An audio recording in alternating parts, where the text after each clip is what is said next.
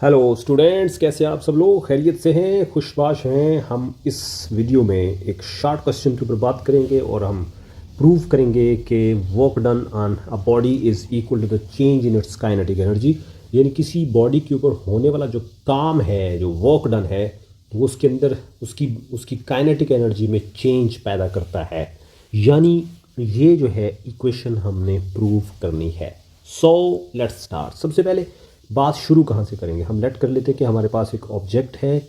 उस ऑब्जेक्ट की initial velocity we आई है, उसके ऊपर एक फोर्स लगती है और उसकी जो वेलोसिटी है वो चेंज होकर वी एफ हो जाती है। इस दौरान वो कुछ थोड़ा सा टाइम भी लेगा जिसको हम टी कहेंगे, और यहाँ से यहाँ आने में वो एक डिस्प्लेसमेंट भी ट्रैवल करेगा जिसको हम डी कहेंगे। ओके, अब इस सिचुएशन को जोड़ती है थर्ड इक्वेशन ऑफ मोशन। यानी इक्वेशन जो मोशन की जो तीसरी मसावात है वो क्या है? 2as is equal to V F square minus V I square. इस इक्वेशन को मैं इक्वेशन नंबर 1 का नाम देता हूँ और s को d के साथ रिप्लेस कर देता हूँ, क्योंकि यहाँ डिस्टेंस s d के बराबर है। तो ये बन जाएगा 2ad is equal to V F square minus V I square. इसको इक्वेशन नंबर 2 का नाम दे देते हैं। अब करना ये है कि आपने 2 को दूसरी तरफ ले जाना है और बाकी रह जाएगा A D is equal to 1/2 V F square minus V I square. अब हमने क्या करना है कि मल्टीप्लाई करना है by M on both sides. दोनों साइड्स पे हमने m के साथ मल्टीप्लाई करना है। m के साथ जब मल्टीप्लाई करेंगे तो लेफ्ट हैंड साइड हो जाएगी M A D mad, right hand side बन जाएगी 1/2 M V F square minus V I square.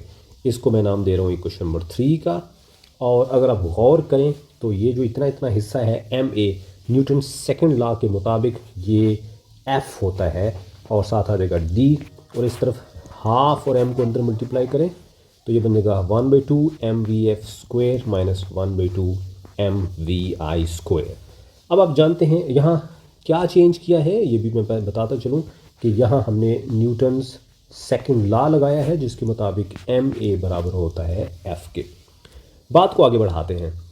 ये जो ऊपर इक्वेशन नंबर 4 है, इसमें जो फोर्स और डिस्प्लेसमेंट है, आप जानते हैं कि फोर्स और डिस्प्लेसमेंट का जो प्रोडक्ट है, उस सूरत में जब फोर्स और डिस्प्लेसमेंट के दरमियान एंगल 0 डिग्री होता है, ये वर्क डन यानी W के बराबर होता है।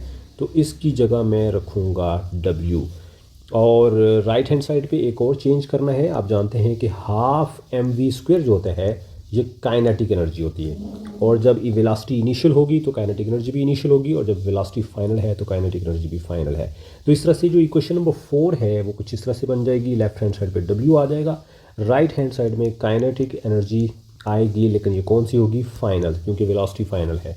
इसी तरह काइनेटिक एनर्जी आएगी इनिशियल। अब आप देख सकते हैं कि लेफ्ट हैंड साइड पे हमारे पास वर्क डन है और राइट हैंड साइड में फाइनल काइनेटिक एनर्जी में से इनिशियल काइनेटिक एनर्जी माइनस हो रही है। तो इसकी जगह मैं सिंपल लिख सकता हूँ चेंज इन काइनेटिक एनर्जी।